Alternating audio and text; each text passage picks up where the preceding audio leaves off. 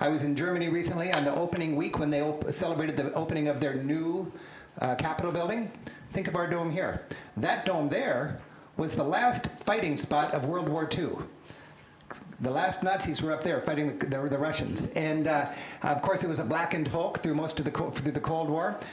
Cold War's over, Germany's reunited, government moves from Bonn back to Berlin. In good European style, they didn't bulldoze their historic building and build a new one. They took that historic building and incorporated modern architecture into it, a big glass dome.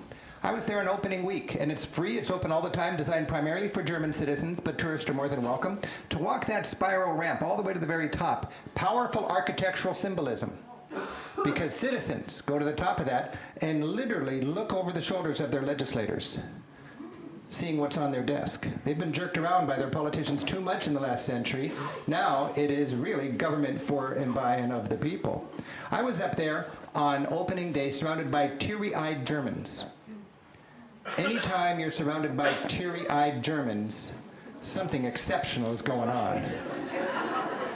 And it occurred to me that, wow, this is an exciting moment in the history of a great nation, with the opening of this new Capitol building, closing an ugly chapter in the history of a great nation. No more division, no more communism, no more fascism, no more war. A united country with a new Capitol building, entering a new century filled with hope and promise. It was great to be up there. And I was surrounded by other American tourists who didn't have a clue. And it saddened me. They were just worried about the battery was low on their camera, why don't they put ice in the Cokes, and why don't they air condition this place? And I just thought, I don't want to be in a dumbed down society. And it occurred to me, there's powerful forces in our society that would find it convenient if we were just dumbed down. And I promised myself, there, in my own little realm as a tour guide and travel teacher, I'm not going to accept that. I'm going to smart up my travelers. I'm going to expect them to be engaged. I'm going to respect their intellect.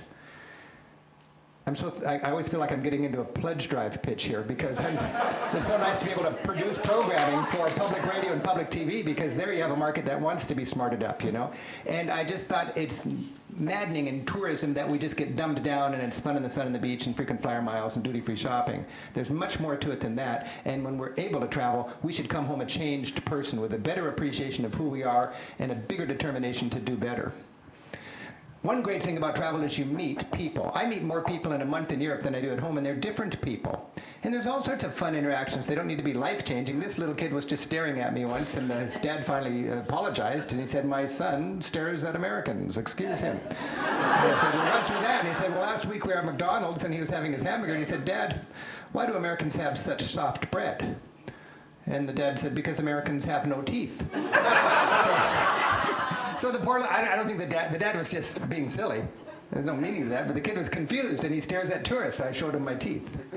But when you're traveling, you meet people all the time. My favorite country, in a lot of ways, is Ireland, because I have the sensation that I'm understanding a foreign language. You know? And these people have all the time in the world to talk, especially on the West Coast in a Gaeltacht, a national park for the preservation of the culture, where the government's not good business, but the government recognizes how a shame it would be if that aspect of their traditional, their heritage died. So they subsidize small farms, even at a loss. And the kids go out there and speak Gaelic. And it's important to the fabric of their community and the richness of their culture. And there's where people speak Gaelic first and English second. And you're charmed by these people.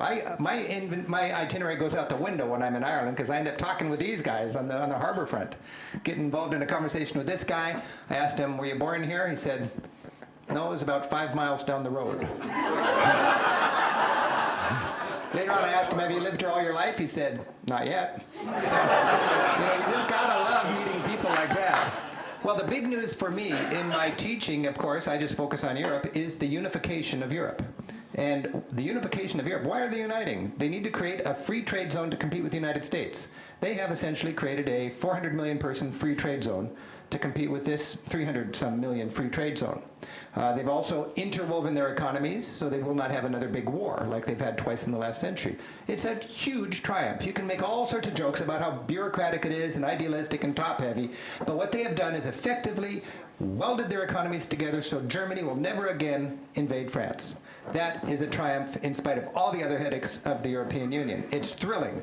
I've done a lot of reading on this. this, and I think you people would probably find it interesting too when you read different books analyzing Europe and comparing it to the United States and so on, what makes these people tick and so on. I've tried to distill that into this book, so I hope that you can check that out in the EU chapter there. But when we go to Europe, there's an energy there. They've got their problems, and I'm sure glad I'm running my business here and not over there. I'll tell you that much, you know. But we can learn from them, and one thing we can learn from them is how to enjoy life.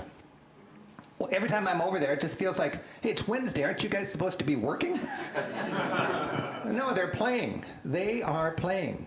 Anytime anybody says it's a basket case, those socialistic Europeans, we make much more money than they do.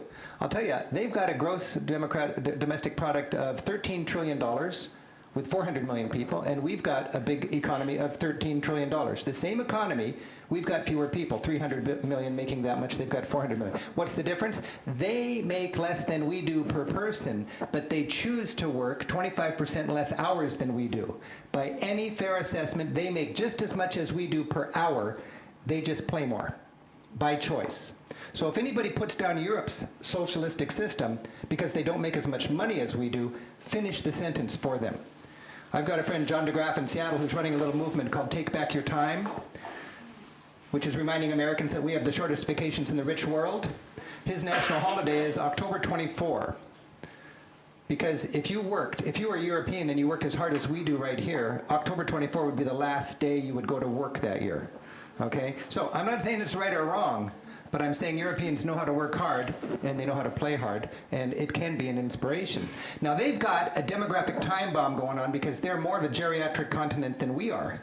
And those people, those workers, grew up knowing there's a lot of workers and a few retired people to enjoy a plush retirement.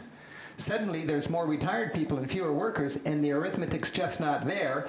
Politicians, courageously, if they're honest, are going to have to tell these people, you don't have those entitlements anymore. It's just not possible with the new demographic makeup of fewer workers and more retirees, and they're going to have to refigure their whole cradle-to-grave welfare system, and you're going to see a lot of demonstrations on the street in Europe. And usually they're going to be with red banners and the word lavoro.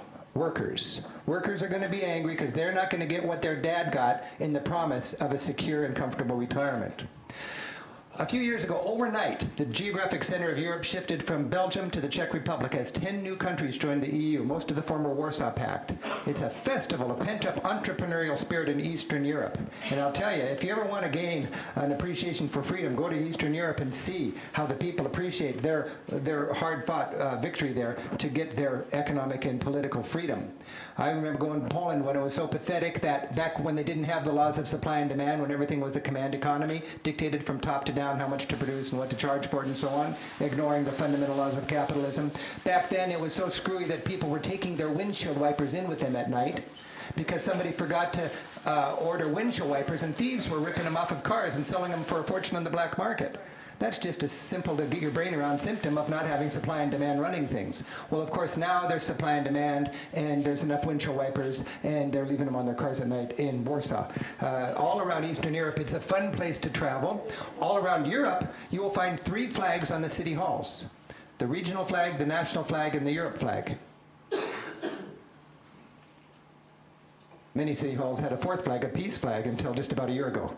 But they were really into that. But now you see these 3 flags there. And the point is, there's 3 levels of personal, loyalty, or where do you live in Europe.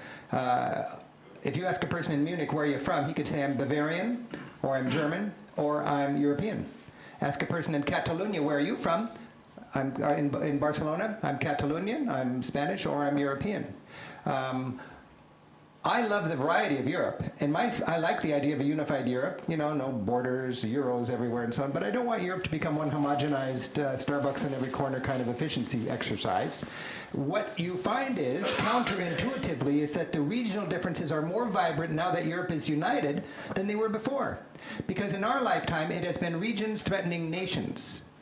Basques against Paris, Catalonians against Madrid, Scots and Irish against London. Now, nations realize they're no longer players, power is coming from Brussels, and the regions no longer threaten anybody.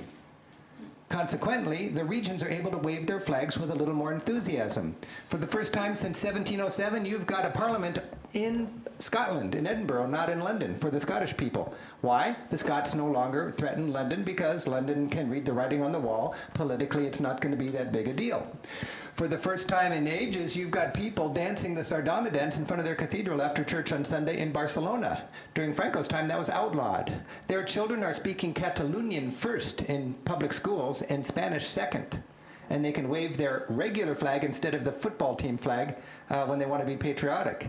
That's because Catalonia no longer threatens Spain, because there's really no reason to secede, because Europe's all together and Brussels respects the ethnic regions.